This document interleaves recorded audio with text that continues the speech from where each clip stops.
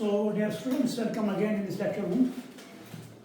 तो जैसा कि आप जानते हैं कि हमने जो नया चैप्टर शुरू किया है दैट्स कॉल्ड एज फोटोसिंथेसिस, तो उसका हमने पहले एक लेक्चर हमने उस पर दिया है, दैट वाज इंट्रोडक्टरी लेक्चर। मैंने इस पर इंट्रोडक्शन दी, तो पहले मैंने बता दिया डिफिनीशन ऑफ फोटोसिंथेसिस, यानी फोटोसिंथेसिस को हम कैसे डिफाइन करेंगे। तो उस वक्त मैंने एक शॉर्ट डिफिनीशन दी, that is conversion of solar energy और radiant energy into chemical energy. So ये मैंने बता दिया उस वक्त। तो ये भी मैंने बता दिया कि basic source of energy for our earth is sun. तो इसी आफ्ताब या हम कहें कि सूरज से या सन से जो एनर्जी आती है that is in the form of solar energy और रेडिएंट एनर्जी। ये एनर्जी प्लांट की मदद से ट्रैप होती है, तो प्लांट उनको केमिकल एनर्जी में कन्वर्ट करते हैं। तो उसके बाद मैंने बहुत से इसके कंसेप्ट, बेसिक कंसेप्ट बताए। तो आज का जो टॉपिक हमने डिस्कस करना है दैट इज अर्ली एक्सपेरिमेंट्स। मैंने कल भी बताया, कल के लेक्चर में, ये फोटोसिंथेसिस जब इस पर कोई काम ही नहीं हुई थी, किस तरह ये लोग ये सोच में थे कि कैसे फूड प्लांट्स बनाते हैं, किस तरह इनमें मैकेनिज्म होता है, कहाँ पर ये फोटोसिंथेसिस होती है।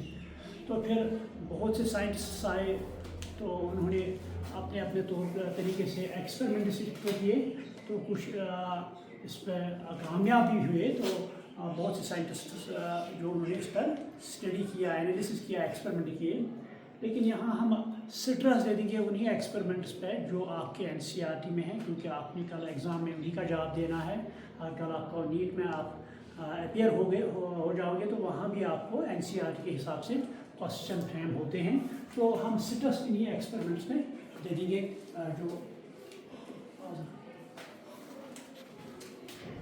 तो स्ट्रेस दे देंगे हम उन्हीं एक्सपेरिमेंट्स पे या उसी काम पर जो आपके एनसीईआरटी में है। तो पहला एक्सपेरिमेंट आपके एनसीईआरटी में जो दिया गया है that is called as bell and jar experiment है, bell jar experiment. This is first experiment this was carried out by a scientist called as Joseph प्रेस्टली।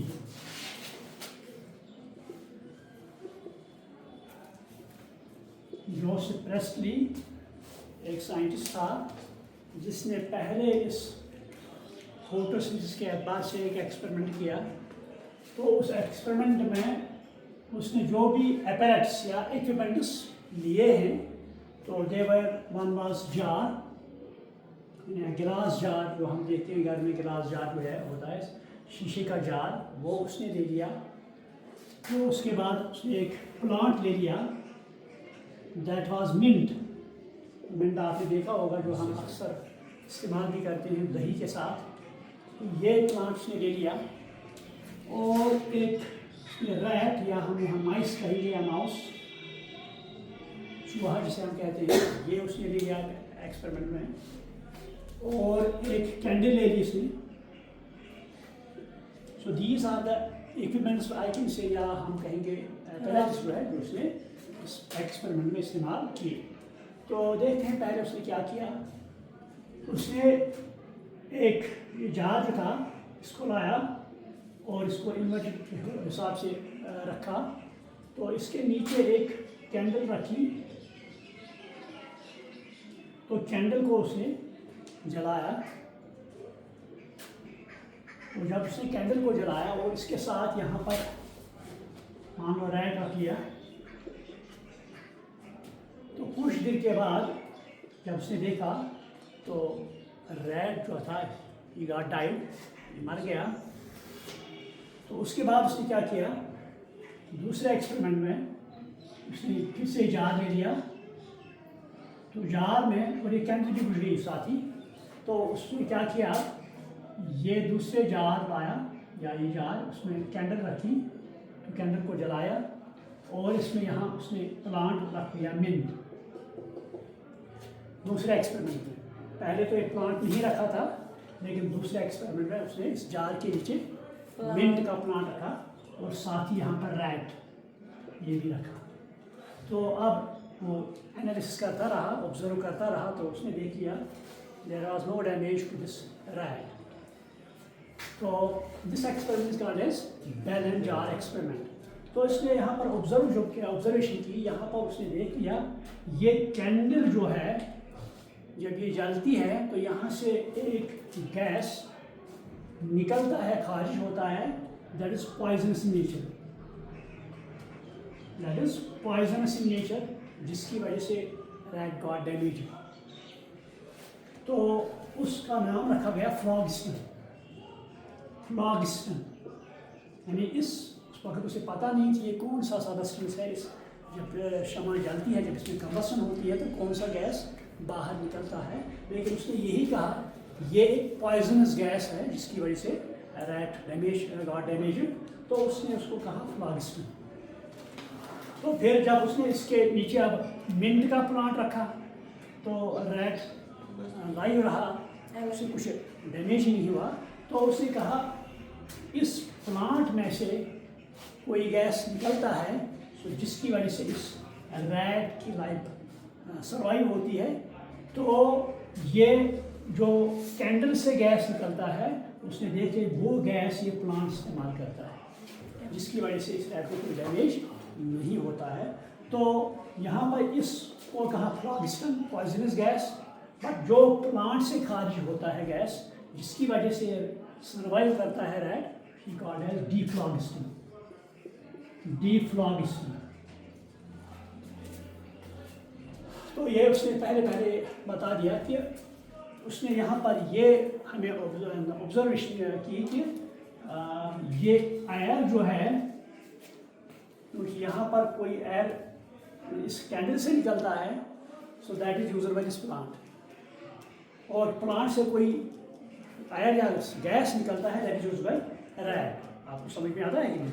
मैंने कि इसने कहा इस कैंडल से गैस निकलता है जो प्लांट इस्तेमाल करता है, और प्लांट से गैस निकलता है जो रैट इस्तेमाल करता है।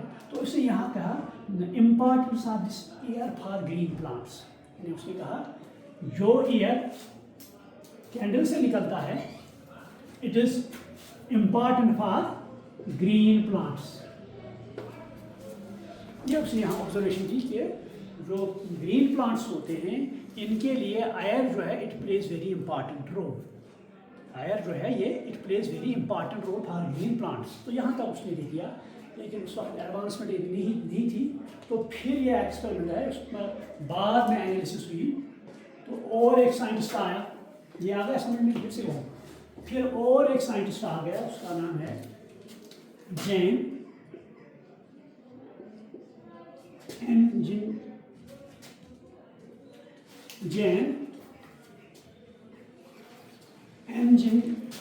नॉस्टन, ये और एक साइंटिस्ट था।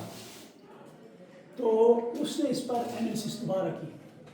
जो एक्सपेरिमेंट किसने किया था? जोसेफ प्रेस्टली ने। तो उसने इस पर दोबारा से काम शुरू की।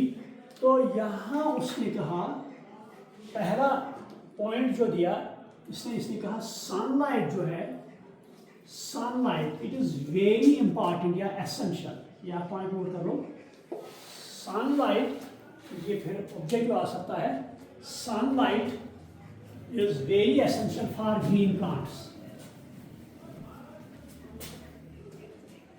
गिनोस्टन जो था उसने कहा sunlight is essential for green plants. ये उसने पहला पॉइंट दे दिया। तो उसके बाद उसने कहा, क्या कहा? उसने कहा ये प्लांट्स जो होते हैं ये एक गैस रिलीज करते हैं जिसकी वजह से हमारा एटमॉस्फेयर प्यूरिफाई होता है।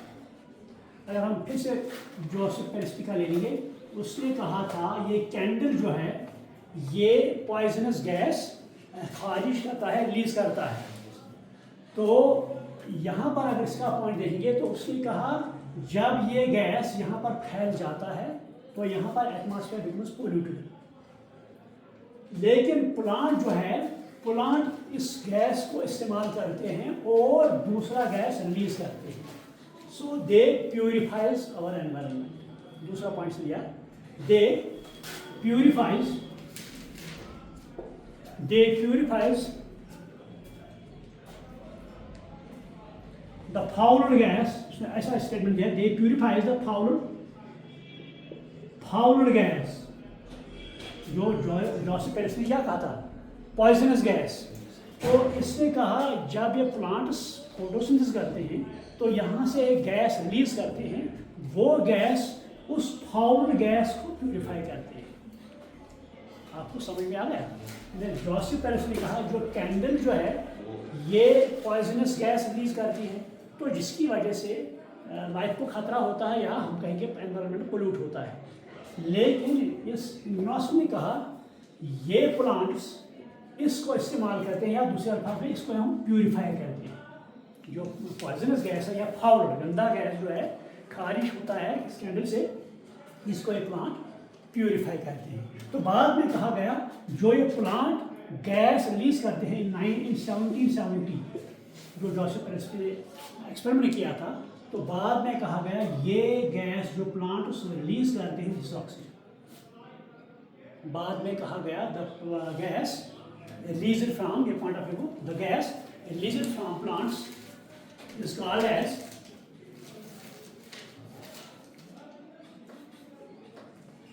Oxygen, is called as oxygen.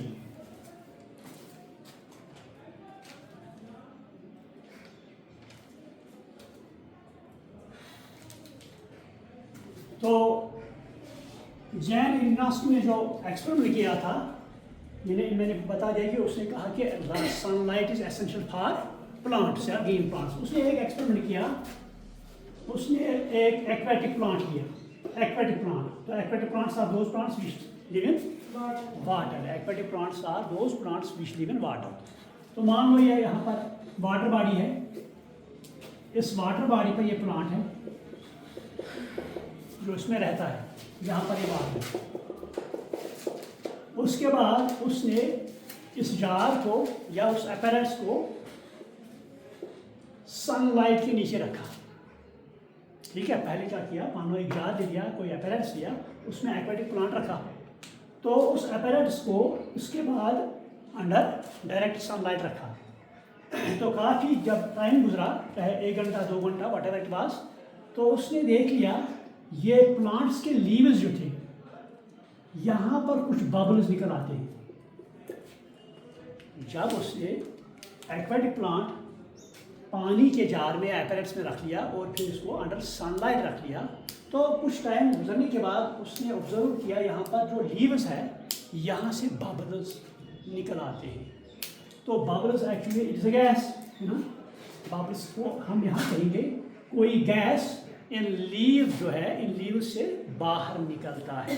तो उसके बाद उसने ये इट इज अंडर लाइट, ये अपैरेटस पहले इसने अंडर लाइट सनलाइट रखा, उसके बाद यही अपैरेटस उसने डायरेक्ट में रखा। अपनी अपैरेटस को सनलाइट से हटा दिया, अब डायरेक्ट में रख लिया, तो उसने देख लिया there were no bubbles, there were no bubbles. तो यहाँ तो कोई गैस, पहले लाइट में जो गैस निकलता था लीव से, तो अब डार्क अंदर डार्क, तो that gas does not come out from leaves. तो उसने कहा sunlight is very essential for plants or we say sunlight जो है इसी की मदद से फोटोसिंथेसिस होती है। तो कभी कभी आपके एग्जाम में क्वेश्चन आ सकता है ये, नेम द साइंटिस्ट और botanist who carried experiment and told that light is or sunlight is essential for plants or photosynthesis. Clear? तो उस वक्त आप ये नाम लिखेंगे इस पर, और इसने ये एक्सपेरिमेंट किया। तो यही गैस जो निकलता है, इस गैस को बाद में ऑक्सीजन कहा गया। ठीक है, तो ये दूसरा एक्सपेरिमेंट है, ये समझ में आ गया, अच्छे से कहूँ क्या आ गया समझ में। और उसके बाद इन 1854 और एक साइंटिस्ट आ गया, that is called as Julius Van Sachs. Julius Van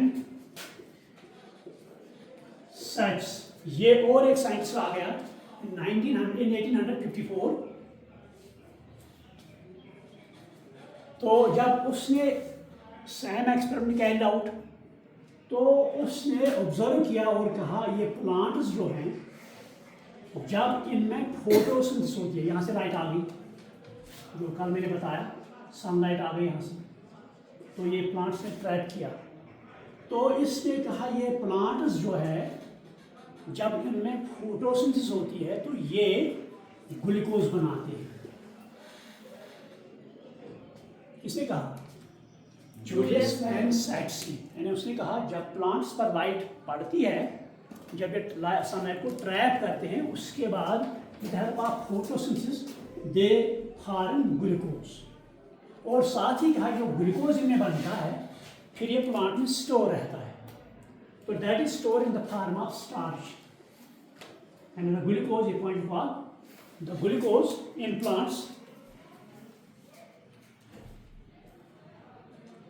the glucose in plants is stored in the form of starch. The glucose in plants produced during photosynthesis is stored in the form of starch. ये भी कभी objective आ सकता है। या अगर आपको याद होगा जब मैंने रेस्पिरेशन पढ़ाई, तो रेस्पिरेशन में जब मैंने कहा कि हम ग्लूकोज ये दाखिल होता है रेस्पिरेशन में, उस वक्त मैंने कहा कौन सा ग्लूकोज, दैट इज सैक्रोज, अगर आपको याद होगा, है ना।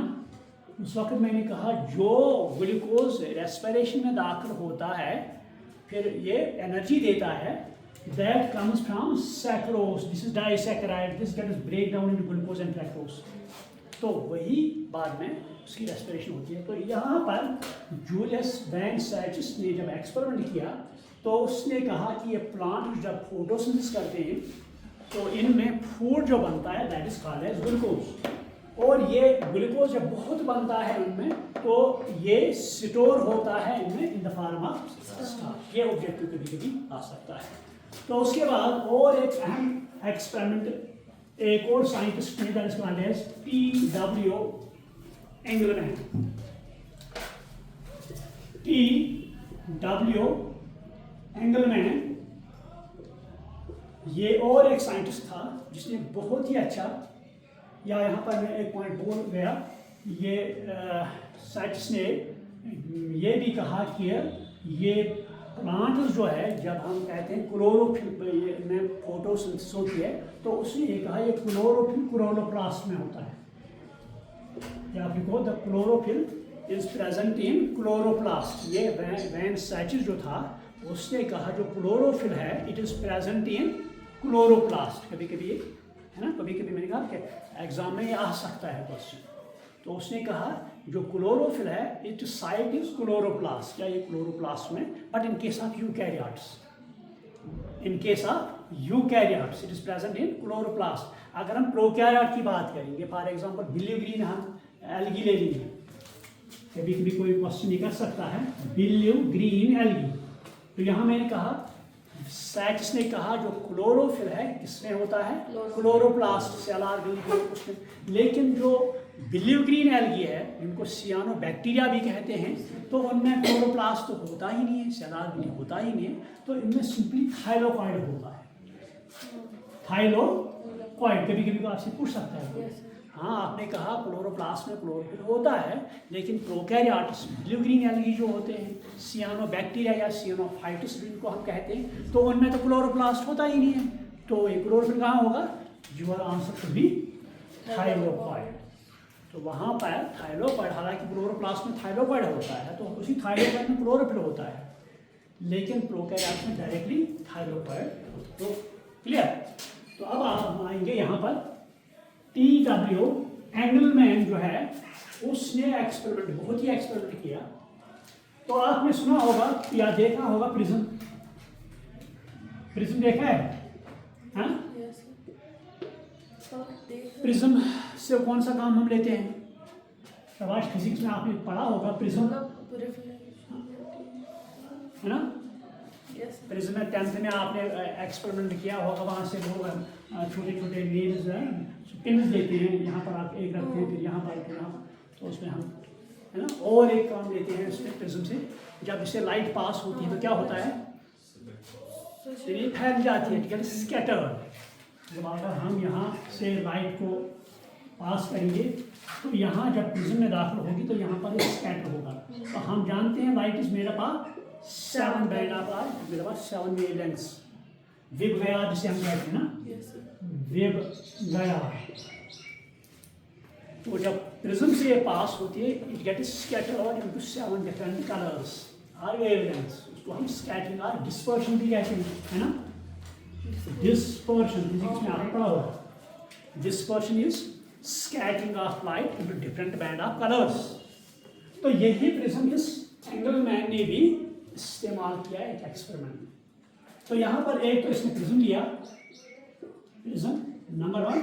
नंबर 2 उसने एक ग्रीन एल्गिया लिया, green alga, that is called as Cladophora. Cladophora ये एक ग्रीन एल्गा होता है, ग्रीन एल्गी। अगर एक होगा तो हम एल्गा कहेंगे, बहुत से होंगे हम एल्गी कहेंगे। क्लैडोफोरा ये उसने single cell, sorry green algae not single cell, जैसे ग्रीन एल्गी। तो ये उसने अपने एक्सपेरिमेंट में, ठीक है। तो उसके बाद और एक चीज उसने ले लिया, एरोबिक बैक्टीरिया। एरोबिक बैक्टीरिया, ये 3 चीजें ले ली। क्या क्या? Prism, Cladophora, it is green alga, then aerobic bacteria. तो प्रिज्म तो मैंने बता दिया, क्लैडोफोरा तो ये भी बता दिया। अब aerobic bacteria, what are aerobic bacteria? जो जिनमें एरोबिक रेस्पिरेशन होगी। तो ये बैक्टीरिया है, उनमें कहाँ से एरोबिक रेस्पिरेशन होगी, है ना। तो आपने पढ़ा होगा इनमें एक सेल मेम्ब्रेन होता है इसमें। तो सेल मेम्ब्रेन एक जिनका पैरेट्स में बात है, मीसोजोम। तो वो mesosome that functions as mitochondria, ठीक है। तो यही एरोबिक बैक्टीरिया उसमें ले ली। कोई क्वेश्चन कर सकता है एरोबिक बैक्टीरिया, तो बैक्टीरिया में माइटोकॉन्ड्रिया होता ही नहीं है, तो ये कहाँ से बन गए एरोबिक बैक्टीरिया, है ना। तो उस वक्त यही कहेंगे जो बैक्टीरिया होते हैं उनमें जो ये हमने पढ़ना है, ये तो सेल वॉल होता है। तो यहाँ पर सेल मेम्ब्रेन, इसमें इमेजिनेशन होती है, यहाँ पर ये मीसोजोम बनाता है।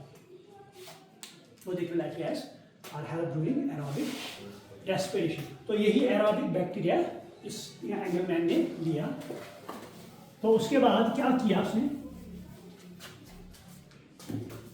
मान लो this is water body, this is water body. तो इस वाटर बॉडी में उसने कौन सा प्लांट ले लिया? क्लैडोफोरा। मान लो ये क्लैडोफोरा यहाँ पर हम देखेंगे, जब हम बाहर जाएंगे हम क्लैडोफोरा वहाँ देखेंगे इस एल्गी को। तो यहाँ पर ये क्लैडोफोरा है। तो उसके बाद उसने सस्पेंशन बनाया, किनका? एरोबिक बैक्टीरिया का सस्पेंशन बनाया। सस्पेंशन क्या होता है? ए सॉर्ट ऑफ सॉल्यूशन हम कहेंगे, ए सॉर्ट ऑफ सॉल्यूशन। तो उसमें बहुत से ये बैक्टीरिया रखे। तो यह बैक्टीरिया कहाँ पर? अब इसमें रखे, इस एपेरेटस में, ठीक। So these are aerobic bacteria. तो उसके बाद उसने इस एपेरेटस को लाइट के अंदर रखा, ठीक। तो उसके बाद यहाँ पर उसने प्रिज्म इस पर इस्तेमाल किया, प्रिज्म रखा। जब लाइट इस पर पड़ेगी तो प्रिज्म से इस तरह जाएगी यहाँ पर, है ना। पहले लाइट यहाँ पर पड़ेगी, उसके बाद यहाँ पर जाएगी। तो जब लाइट पड़ी इस प्लांट पर तो यहाँ पर फोटोसिंथेसिस होगी। जब फोटोसिंथेसिस होगी, ये एरोबिक बैक्टीरिया जो है दे नीड ऑक्सीजन, है ना। उनको ऑक्सीजन की ज़रूरत है रेस्पिरेशन कैरी करने के लिए। तो यहाँ पर सोर्स ऑफ ऑक्सीजन कौन है? यहाँ पर प्लांट है, क्लैडोफोरा, सोर्स ऑफ ऑक्सीजन। तो जब लाइट इस प्लांट पर पड़ेगी तो यहाँ क्या होगी? फोटोसिंथेसिस, है ना, फोटोसिंथेसिस। जब फोटोसिंथेसिस होगी, एक तो यहाँ पर H2SO बनेगा और दूसरा यहाँ ऑक्सीजन भी बाहर आएगा या इवॉल्व होगा, ठीक। क्योंकि ये बैक्टीरिया जो है ये अब इसके इर्द गिर्द जमा होने लगेगी। किसके इर्द गिर्द? क्लैडोफोरा के। वाई? यहाँ से ऑक्सीजन, है ना, इनको ऑक्सीजन की ज़रूरत है। ऑक्सीजन इनको कौन प्रोवाइड करेगा? Plant, Cladophora. तो ये तभी तो ये इसके इर्द गिर्द जमा हो जाएंगे। तो उसके बाद उसने प्रिज्म इस्तेमाल किया, क्योंकि ये लाइट अब प्रिज्म से पास होगी, ये स्कैटर होगी, है ना, इट विल गेट स्कैटर। तो यहाँ पर उसने देख लिया दो wavelengths, one is called as this red wavelength, other is called as blue. जब ये यहाँ से स्कैटर होगी तो यहाँ पर ये फैल जाएगी अलग अलग कलर्स में। तो उसने देख लिया दो वेवलेंथ्स थे या दो कलर्स थे जिनके इर्द गिर्द उसने बैक्टीरिया बहुत पाए। किस रेड और ब्लू ग्रीन। तो उसने ऑब्जर्व किया, क्योंकि जब उसने देख लिया बहुत से bacteria they got accumulated surrounding this two wavelengths, one is red one is, तो उसने कहा यहाँ से ऑक्सीजन ज़्यादा निकलता है।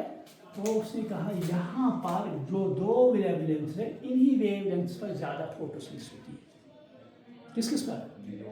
ब्लू और रेड। कभी कभी एग्जाम में आता है question, name the wavelengths at which more and more photosynthesis takes place. तो यहाँ मैंने बता दिया कौन कौन, रेड और ब्लू वेवलेंथ। तो यहाँ पर ज्यादा फोटोसिंथेसिस होती है। तो ये एक्सपेरिमेंट किसने किया? TW एंगलमैन ने ये एक्सपेरिमेंट किया। तो इसने ये दिखा दिया कि rate of photosynthesis that is more at red and blue wavelengths. कभी कभी ये क्वेश्चन आ सकता है एज ऑब्जेक्टिव। तो उसके बाद ये कहा गया ड्यूरिंग फोटोसिंथेसिस, तो प्लांट जो कैंडल से वहाँ हमने इस्तेमाल किया कैंडल, वहाँ से क्या निकलता था? Gas that is utilised by plants. पहले सीखो, हम पहले जो मैंने फर्स्ट एक्सपेरिमेंट बता दिया जोशी पेरेस्ट्री का, वहाँ से हम फिर से वहीं चले जाएंगे। तो वहाँ उसने कहा था poisonous gas released by candle. तो वो पॉइजनस गैस कौन है? Carbon dioxide, that is utilised by plants in combination with water, है ना। तो यहाँ पर ये क्या देते हैं? CH2O plus O2। CH2O plus ये क्या होता है? कार्बोहाइड्रेट और ग्लूकोज। यानी यहाँ पर ये अब हमें समझ में आ गया, दो कंपोनेंट्स कंबाइन होते हैं, one is called as carbon dioxide, other is called as water. तो ये कंबाइन होते हैं in the presence of sunlight. किसमें होते हैं? क्लोरोफिल में। तो उसके बाद यहाँ पर ये कार्बोहाइड्रेट बनाते हैं, इनकी फार्मूला हम लिखते हैं CH2O। कभी कभी ये आ सकता है क्वेश्चन यहाँ पर। मैंने शॉर्ट में मैंने ये नहीं लिखा C6H, ये मैंने नहीं लिखा, मैंने क्या लिखा? CH2O ब्रैकेट में लिखा। तो अब ग्लूकोज ले लेंगे, ग्लूकोज में कितने कार्बन हैं? 6। यहाँ पर आएंगे C6H12O6, और यहाँ पर ऑक्सीजन इवाल्व हुआ। अब तो सवाल होता है, ये ऑक्सीजन जो यहाँ पर इवाल्व होता है, क्या ये ऑक्सीजन कार्बन डाइऑक्साइड से इवाल्व होता है या वाटर से? तो उस पर एक साइंटिस्ट आया जिसका नाम है वॉन नील। तो उसने एक एक्सपेरिमेंट कैरी किया that is called as photolysis of water. या आप लिखो photolysis of water, photolysis of water.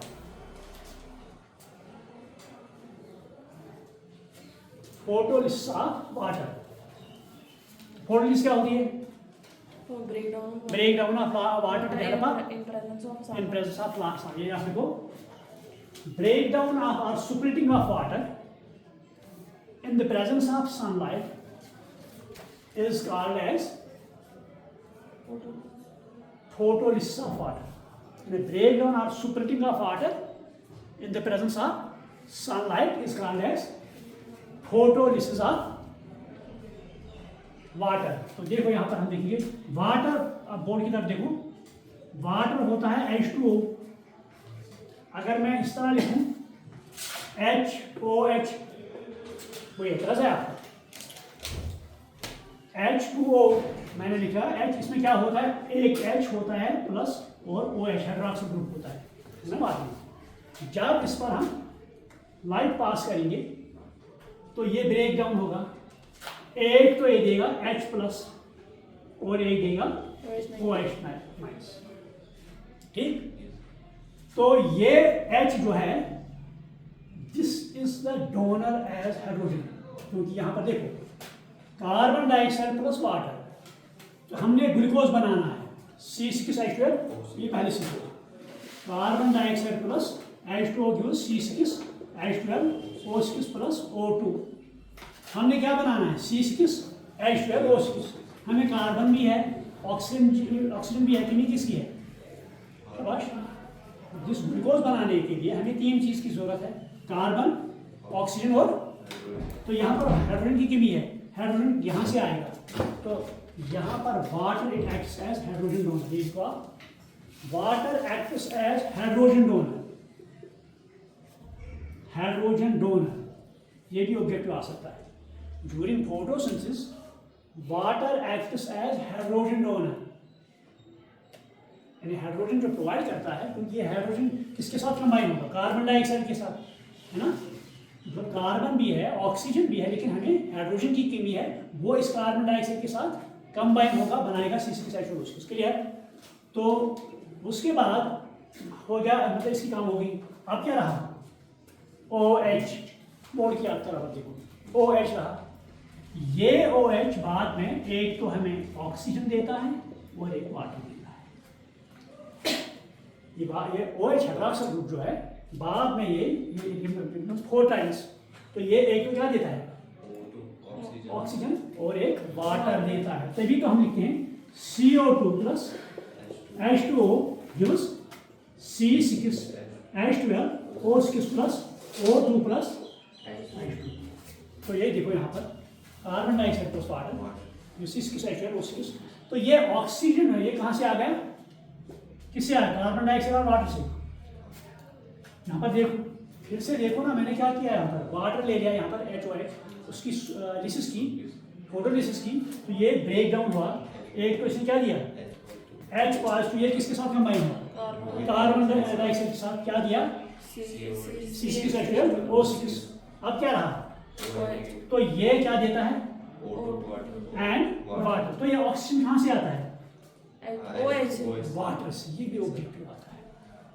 यानी जो ऑक्सीजन इवॉल्व होता है ड्यूरिंग फोटोसिंथेसिस, क्या वो कार्बन डाइऑक्साइड से आता है या कहाँ से आता है, क्लियर। यहाँ मैंने दिखा दिया, यहाँ का जो ऑक्सीजन है किसका, कार्बन, पहले बोर्ड की तरफ देखो, यहाँ का ऑक्सीजन कार्बन डाइऑक्साइड ये तो यहाँ पर आता है, O6 ये ग्लूकोज बनाता है, लेकिन यहाँ का ऑक्सीजन ये यहाँ पर डायरेक्टली इवॉल्व होता है एज ऑक्सीजन।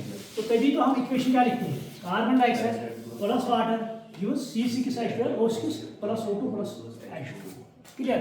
तो ये बाद में कहा गया जो ऑक्सीजन है it comes out from water not from carbon. हालांकि इसमें और एक एक्सपेरिमेंट किया गया है, लेकिन वो हमने बाद में पढ़ना है, लेकिन यहाँ मैंने बता दिया ड्यूरिंग फोटोलिसिस ऑफ वाटर, तो जो ऑक्सीजन है it comes from water not from carbon dioxide, clear.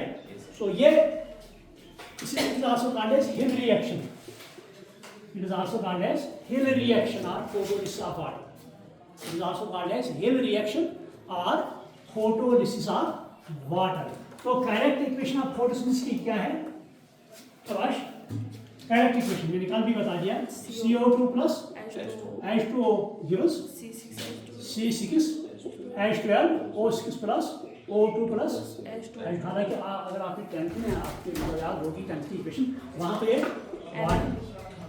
ये वाटर नहीं दिया गया वहाँ तो यहाँ पर है ना, लेकिन एक्चुअल इक्वेशन है करेक्ट, दैट इज यहाँ पर हमने वाटर भी ऐड करना है। So this called as actual और correct equation for photosynthesis. So these are some experiments which have been carried by various scientists to perform this how our analysis of this photosynthesis. So I think this is a part